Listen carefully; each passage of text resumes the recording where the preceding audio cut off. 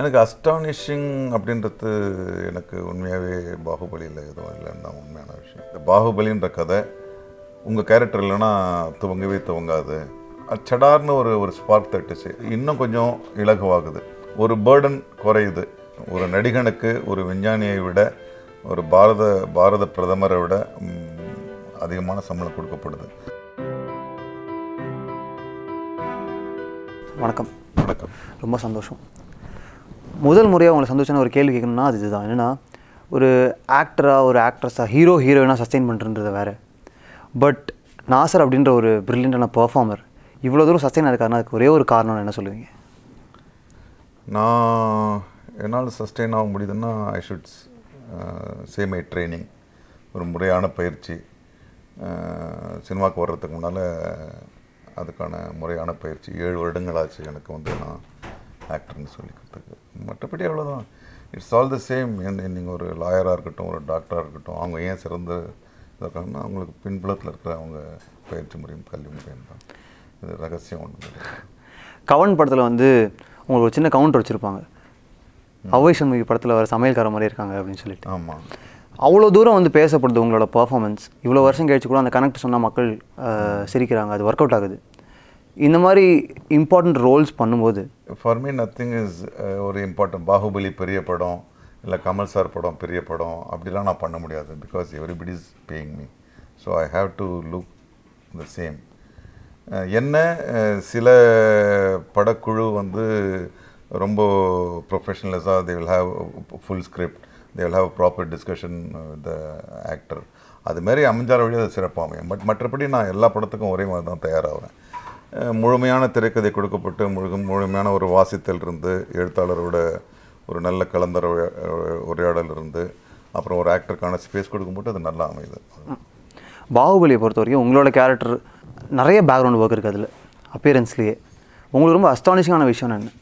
எனக்கு அஸ்டானிஷிங் அப்படின்றது எனக்கு உண்மையாகவே பாகுபலியில் எதுவும் இல்லைன்னு தான் உண்மையான விஷயம். எனக்கு சுவாரஸ்யமாக இருந்துச்சு.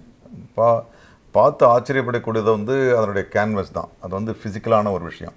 பட் அதையே நான் பார்த்துட்டு என்னுடைய வேலையை நான் கோட்டை விட்டுற முடியாது. ஸோ எனக்கு தேவையானது அந்த கேரக்டருக்கான டிஸ்கிரிப்ஷன், அந்த கேரக்டருக்கான எக்ஸ்ப்ளனேஷன், அந்த கேரக்டருக்கான இன்டெப்த்து கேரக்டரைசேஷன் தான். ஸோ அது எனக்கு முழுமையாக கிடைச்சது தான் இந்த படத்தில் எனக்கு ரொம்ப சுவாரஸ்யமான விஷயம்.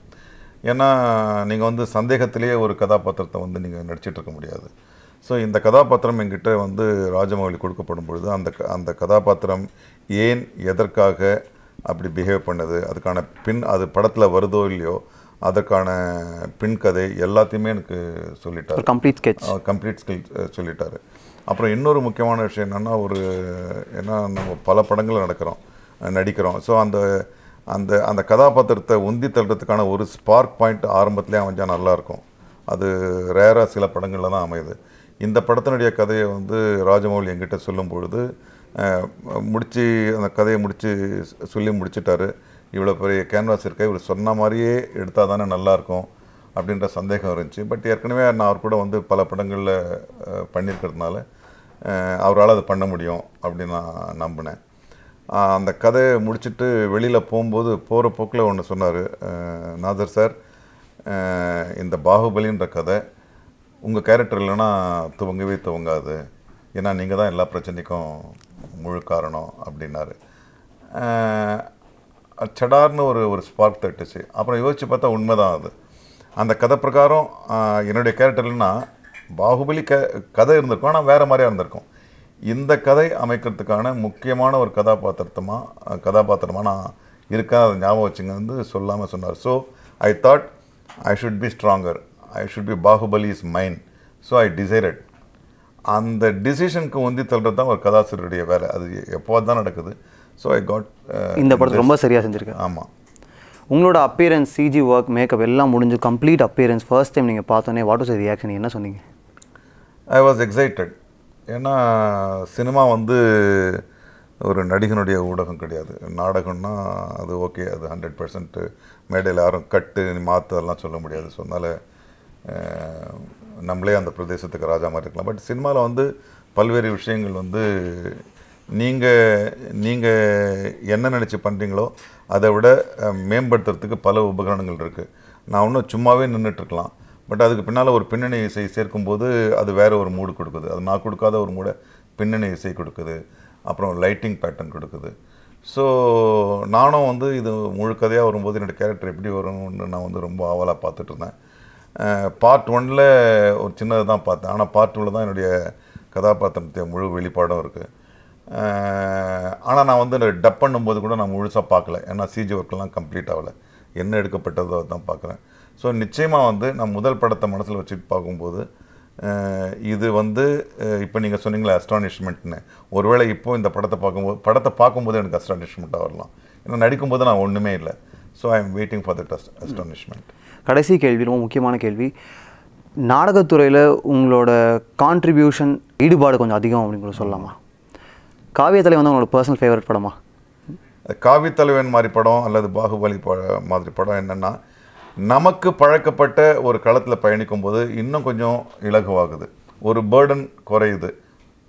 ஸோ அது அந்த எனர்ஜியை நம்ம வந்து இன்னொரு இடத்துல யூஸ் பண்ணலாம். அந்த இது ஸோ காவியத்தலைவனில் நான் பண்ண கதாபாத்திரம் வந்து என் மனசுக்கு நெருக்கமாக இருக்கிறதுக்கு காரணம் வந்து அந்த களத்தில் வந்து நாடகம்ன்ற களத்தில் வந்து நான் ரொம்ப தூரம் பயணிச்சிருக்கேன். ஸோ எனக்கு பழக்கமான, எனக்கு நான் பார்த்து ஆச்சரியப்பட்ட பல நபர்கள், பல என்னுடைய வாத்தியார்கள், இவங்களெல்லாம் மனசில் வச்சுக்கிட்டு பண்ணும்போது அது வேறு ஒரு பரிமாணத்தை கொடுக்குது. ஸோ எஸ், காவியத்தலைவன் வந்து ஒரு விதத்தில் எனக்கு மனசுக்கு நெருக்கமான படம். ரொம்ப நன்றி, ரொம்ப சந்தோஷம். 8 தொட்டாக்கள் வரைக்கும் நீங்கள் வந்து கலக்கிட்டீங்க. ரீசெண்டாக பார்த்தேன், என்னுடைய கடமை. நான் தான் என்னுடைய ஸ்டூடெண்ட்ஸ் கூட சொல்லுவேன், நான் ஒரு நடிகனுக்கு ஒரு விஞ்ஞானியை விட, ஒரு பாரத பிரதமரை விட அதிகமான சம்பளம் கொடுக்கப்படுது. ஸோ அவங்கள விட அதிகமான பொறுப்பு ஒரு நடிகனுக்கு இருக்குது. ஸோ நான் செஞ்சு தான் ஆகணும். உங்கள் பொறுப்பை உணர்ந்து நீங்கள் செயல்படுறீங்கன்னு நினைக்கும் போது ரொம்ப சந்தோஷமாக இருக்குது. நன்றி. நன்றி, வாழ்த்துக்கள்.